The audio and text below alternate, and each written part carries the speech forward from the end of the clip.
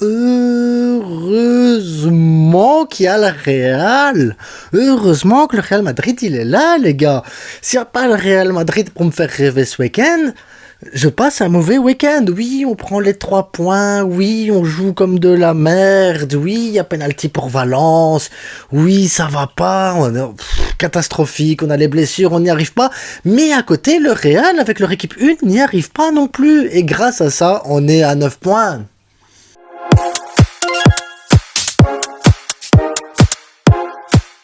Donc le Real Madrid 0-0 au Betis Séville. C'est pas un mauvais score en soi parce que Betis Séville, vraiment, ils ont une belle équipe cette saison. Le Betis Séville est une grosse équipe de la Liga.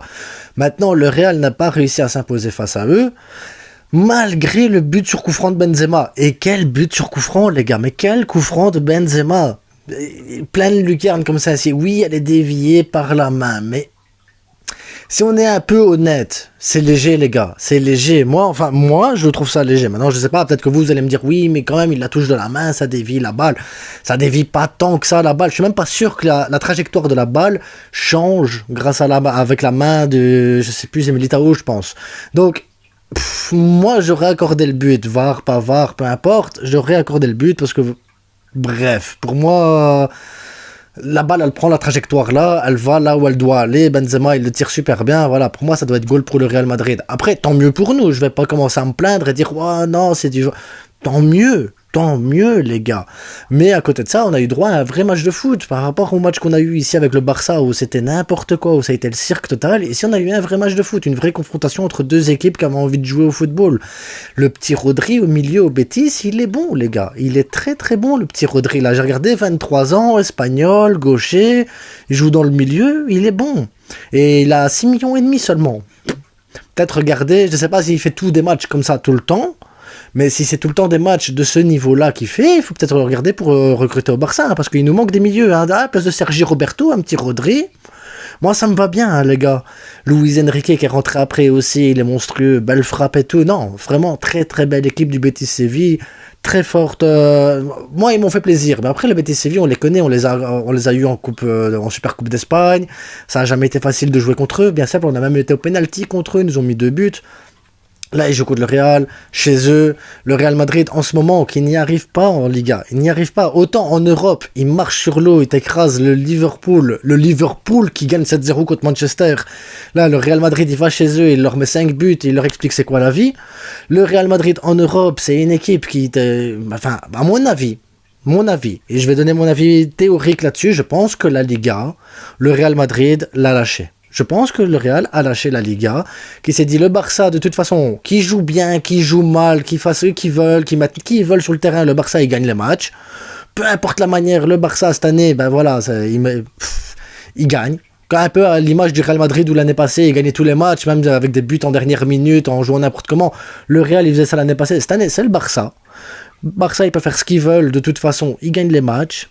Et le Real, il s'est dit, bah, tu sais quoi, la Liga, c'est bon, je la laisse au Barça, j'arrête de me prendre la tête, et on va tout donner en Ligue des Champions. Et à mon avis, c'est ça qui se passe, parce que le Real Madrid, en Liga, n'y arrive pas, les gars. Hein. Ici, la semaine passée, c'était match nul, ici, encore un match nul.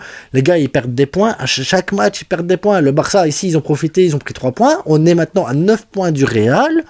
Imaginez qu'on gagne le Classico. C'est 12 points d'avance. 12 points d'avance, le championnat, il est plié, les gars. Et vu comment on les tatane en ce moment, à chaque fois qu'on joue contre eux, à mon avis, le Real, voilà, ils en ont marre. Ils se sont dit, la Liga, c'est bon, tant qu'on est dans les 2-3 premiers pour jouer la Super Coupe d'Espagne, pour aller en Ligue des Champions. Voilà, eux, ils vont miser sur la Ligue des Champions. À mon avis, c'est ça qui va se passer, parce que, enfin, je vois pas comment le Real il peut perdre d'habitude contre le Betis. Là, il n'y a eu aucune action. Il y a rien eu qui a fait que le Real a pu... Enfin, il n'y a pas eu plus de danger côté Real que côté Betis. Oui, le Real a dominé la deuxième mi-temps. Le Real a joué avec la balle. Il n'y a pas de souci avec ça. Valverde a eu 1 ou 2 frappes, mais le Betis a eu 1 ou 2 frappes aussi. Hein. Courtois, il te fait 2 arrêts monstrueux. Un en première mi-temps, un en deuxième mi-temps. Hein. Borja Iglesias, il peut la mettre, hein, c'est parce que voilà, Courtois, il prend un espace de fou, il se met dans le goal, il fait ça, et il n'y a plus de place. Mais sinon, de base, les gars, le Betis, ici, s'il part avec 1-0, 2-1, 2-0, 2-2 ou 1-1 le match, franchement, c'est pas volé. Enfin, Un match très ouvert, très beau match, très plaisant. J'ai bien aimé la manière dont le Real a joué, j'ai bien aimé dont le Betis Séville a joué.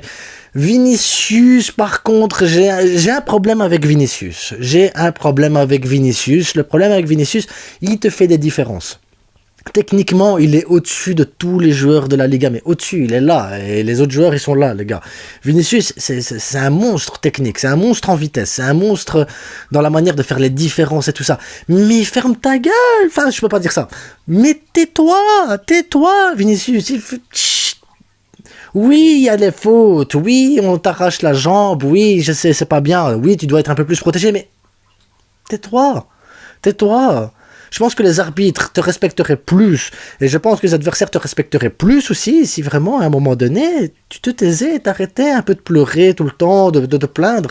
Parce que oui, je sais, ça doit être chiant, le gars, il est tout le temps arraché, il est tout le temps taclé, il est tout le temps harcelé par les joueurs, mais en même temps, je dis pas que c'est ton jeu qui provoque ça, parce que c'est son style de jeu, c'est comme ça, on était contents, nous, au Barça, quand Neymar, il faisait ça, on était contents quand c'était Ronaldinho, quand c'était Messi.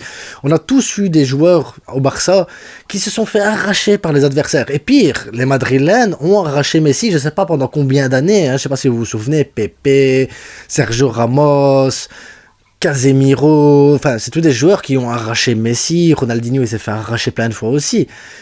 Voilà, on râlait, nous aussi, je comprends. Mais après, derrière, c'est bon, tu te relèves, tu fais OK, voilà, et à un moment donné, bah, ça va rentrer. Il faut juste, vraiment, Vinicius, juste arrêter. Parce qu'après, ouais, c'est un grand joueur. Oui, il fait les différences. Et je pense qu'on aurait un Vinicius au Barcelone pour faire des différences comme ça sur le côté gauche. Ça nous ferait du bien. Mais voilà, c'est style de joueur que tu peux adorer pour sa technique, que tu peux adorer pour sa manière de percuter, de chercher, de faire les différences. Et c'est en même temps un joueur que tu peux détester parce que voilà, tout le temps. Et les arbitres, ils disent rien. Il faudrait un jour savoir exactement ce qu'il dit aux arbitres, hein, parce que tu peux pas arriver. Enfin, Gavi, il tape une jaune pour râlerie. Là, j'ai vu Borja Iglesias, pareil, une jaune pour le râlerie. Et lui, il a jamais de jaune pour ça, les gars. Il faudrait peut-être que les arbitres ils lui mettent des jaunes de temps en temps pour ça, pour essayer peut-être qu'on lui explique. Tais-toi. Juste, tais-toi pour qu'il grandisse un peu. Enfin bref, je vais pas rester 3 heures sur Vinicius là-dessus. Vous avez compris, pour moi c'est un grand joueur. Maintenant il doit juste, voilà, se taire, c'est tout. Bref, le Real à 9 points du Barça, ça fait du bien. Ça nous met bien. Maintenant la semaine prochaine, Bilbao, les gars, il faut qu'on aille gagner là-bas, San Mamés. Les gars. En attendant, bonne soirée à tous, et à demain pour une vidéo spéciale. Quel mercato pour le Barça pour changer tous ces remplaçants qui servent à rien, les gars. Tous les remplaçants qui servent à rien, quel mercato. Ça c'est demain. Allez, ciao.